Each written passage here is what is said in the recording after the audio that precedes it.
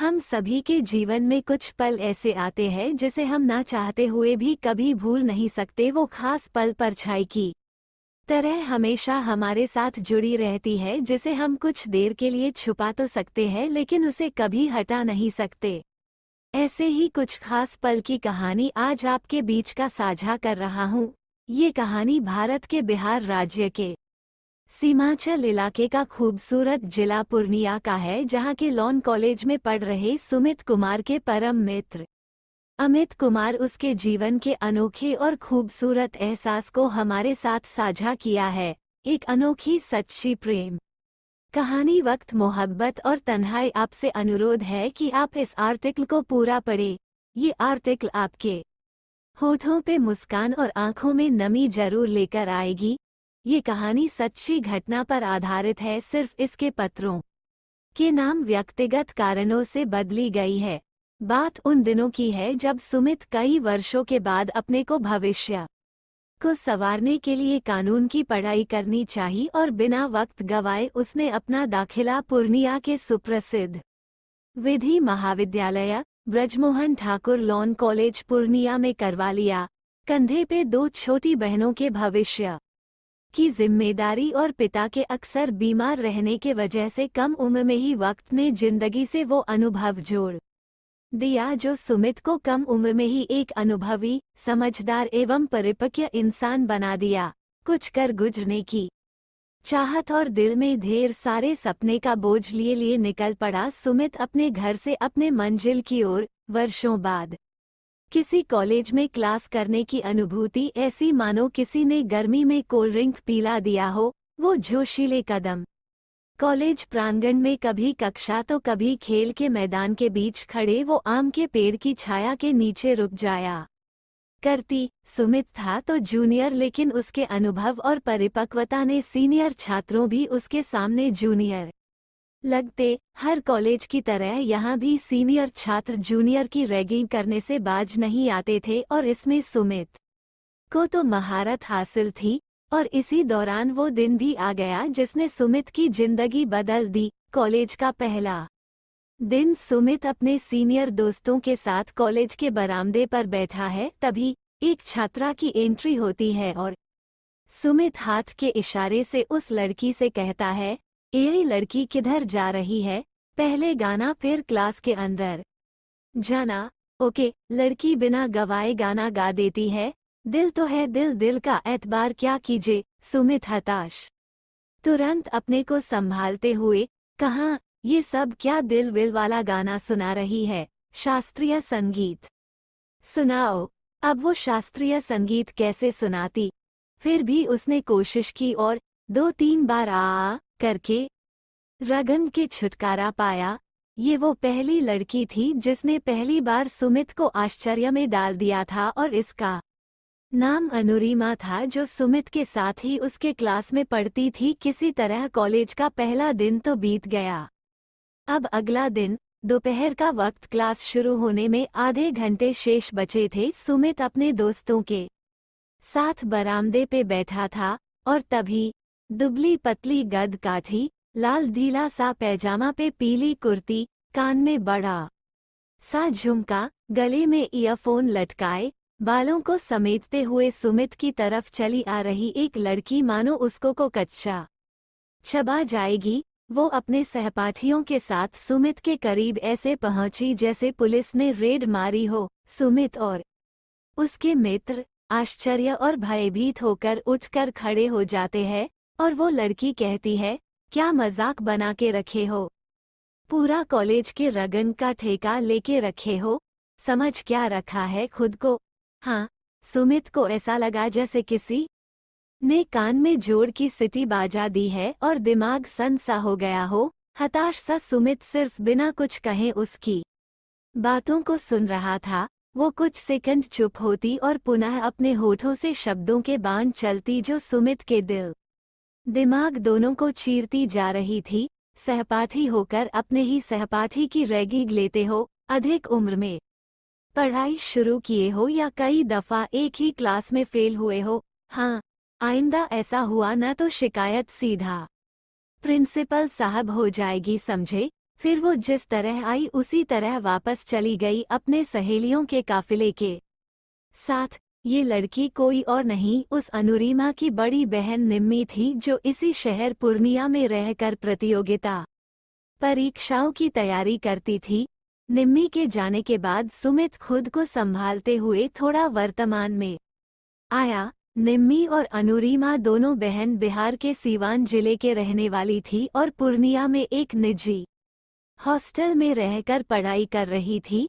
निम्मी प्रतियोगिता परीक्षा की तैयारी कर रही थी और अनुरीमा लॉन की पढ़ाई कर रही थी। इस घटना के अगले दिन अनुरीमा ने निम्मी से सुमित के बारे में बताया कि वो कुछ मजबूरियों के कारण कई वर्षों तक पढ़ाई छोड़ दी थी।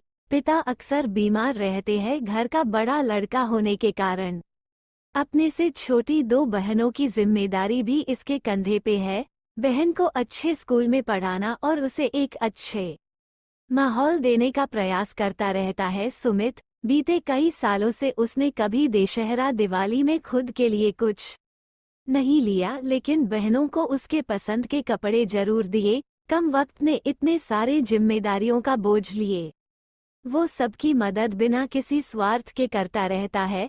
सुमित जो दिखता है असल में वो ऐसा नहीं। अनुरीमा सुमित के बारे में निरंतर कहती जा रही थी और निम्मी उसके बातों को सुनकर अपने किए पर शर्मिंदगी महसूस कर रही थी। निम्मी को अपने किए पर पछतावा था, तभी तो अनुरीमा के बातें सुनकर उसके आंखों से आंसू छलक गए।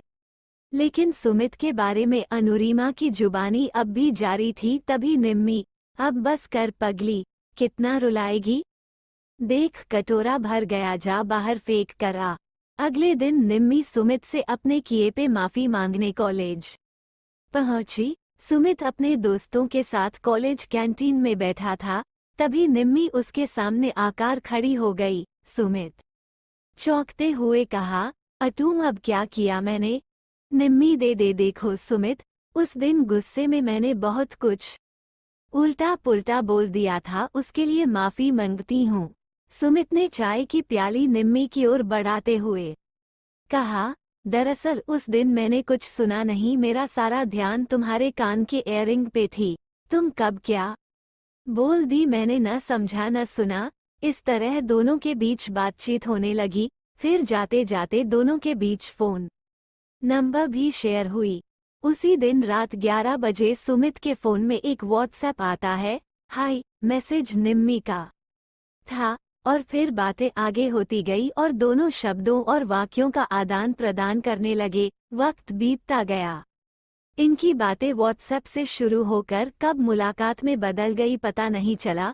फिर हर रोज ढेर सारी बातें और चंद मुलाकातें का सिलसिला चलता गया। शायद अब इनकी दोस्ती बहुत गहरी हो चुकी थी कि जिसका अंदाजा शायद इनको नहीं था कि वे अब दोस्त नहीं रहे। हर रोज निम्मी अपनी कोचिंग क्लास के खत्म होने के बाद पूर्णिया के एकमात्र स्टेडियम में संध्या 6 बजे पहुंच जाती और सुमित के इंतजार में स्टेडियम के सीढ़ी पर बैठी रहती। फिर रोज की तरह सुमित का मूंगफली लेकर देरी से आना, फिर निम्मी का खूबसूरत गुस्सा, फिर दोनों के बीच प्यार भरी तकरार, निम्मी द्वारा कभी ना मिलने की झूठा वादा करना। इस तरह वक्त बीतता गया, कई सारे बदलाव हुए। बदली नहीं तो इन दोनों की दोस्ती, इनका साथ, मिलने का वो खूबसूरत स्थान। वक्त के साथ इनके रिश्ते की गहराई और भी गहरी होती गई।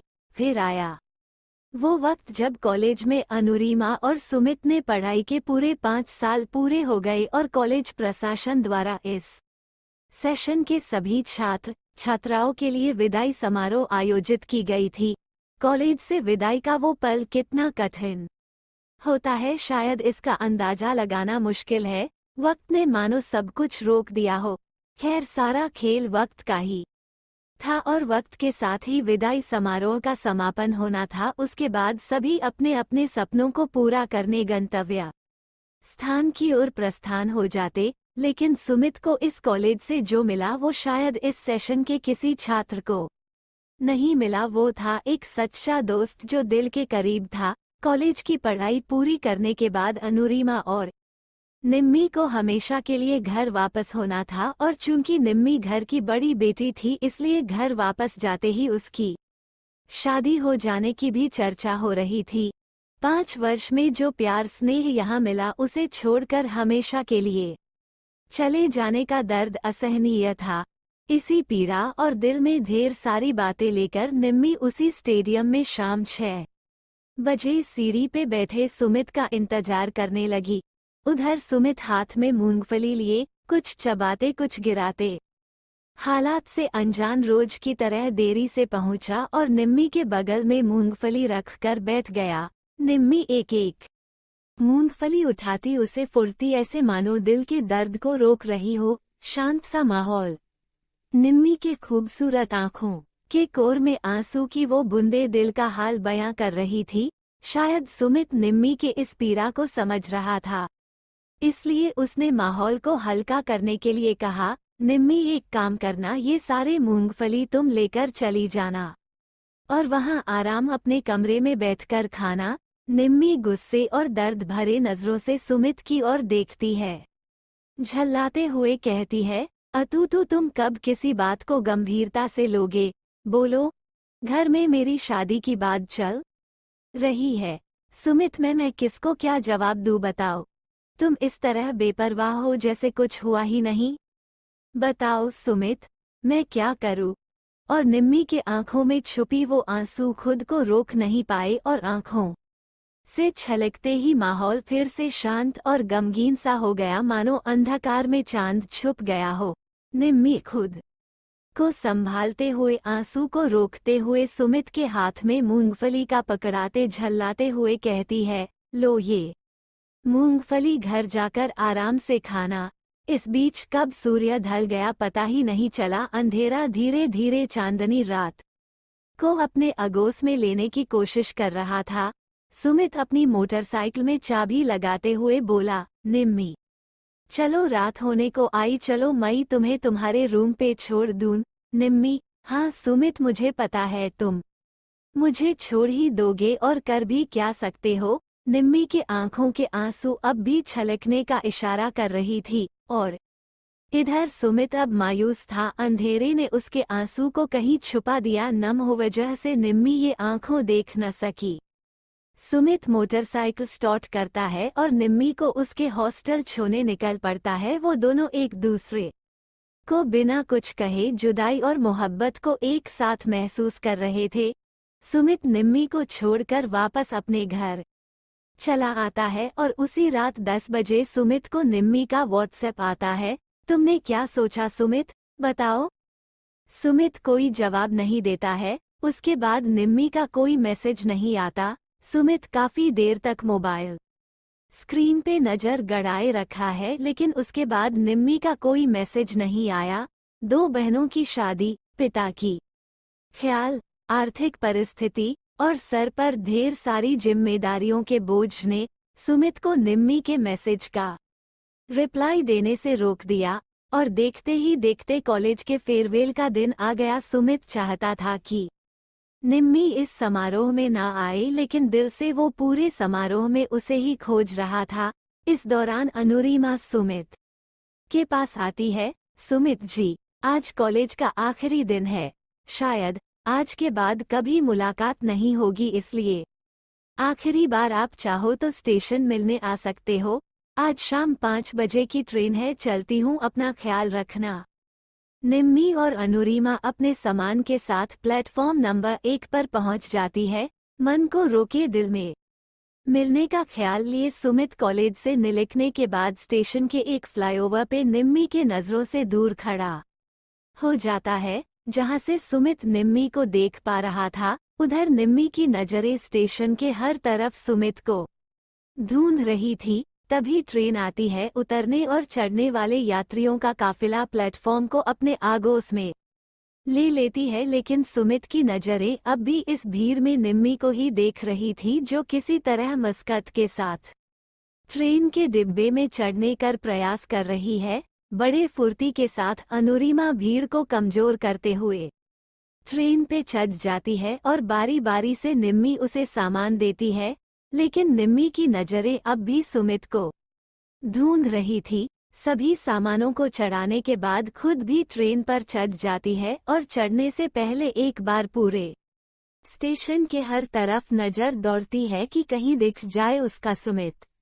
उसे लगा शायद देर से आने की आदत जो थी उसे, लेकिन शायद बहुत देर हो चुकी थी। निम्मी की मोहब्बत अब यादों में तब्दील हो चुकी थी। ट्रेन धीरे धीरे स्टेशन को छोड़ते हुए निकलती जा रही थी, लेकिन निम्मी की आंखें अब भी सिर्फ और सिर्फ सुमित के एक झलक मात्र को तरस रही थी। ट्रेन फ्लाईओवर के नीचे से गुजरता है। सुमित अब भी उसी फ्लाईओवर पे खड़ा उस जाती ट्रेन को निहार रहा था, और तभी जो हुआ शायद वो मोहब्बत का वो खूबसूरत एहसास था। फ्लाईओवर से नीचे उतरने के दौरान निम्मी ने सुमित का एक झलक देख लिया और बिना वक्त गवाए उसके आवाज लगा दी, सू सू सू सुमित। सुमित पीछे देखा तो उसकी भी सीधी नजर निम्मी पे पड़ी, जो हाथ हिलाकर उसे इशारा कर रही थी, मानो अपने मोहब्बत का इजहार कर रही हो। सुमित के आंखों में छुपी वो आंसू पहली बार उसके आंखों से छलक पड़ी, और वो खुद को संभालते हुए स्टेशन से बाहर आ गया और मूंगफली लिए सीधा स्टेडियम की चले गया। शायद वो भूल गया था कि आज मूंगफली वो वापस अपने घर ले जाएगा, क्योंकि आज निम्मी उसे साथ नहीं थी। वक्त वही शाम के ठीक 6 बजे जब वो हर रोज निम्मी से मिला करता था। अब न निम्मी रही, न उसकी वो प्यार भरी बातें, है तो सिर्फ उसकी यादें। जिंदगी फिर उसी जिम्मेदारियों के बोझ तले चलने लगी। वक्त ने निम्मी की मोहब्बत को यादों के इतिहास में बदल दिया, और सुमित उन यादों को हमेशा के लिए अपने दिल में दबा दिया और जीने की ख्वाहिश लिए जीने लगा।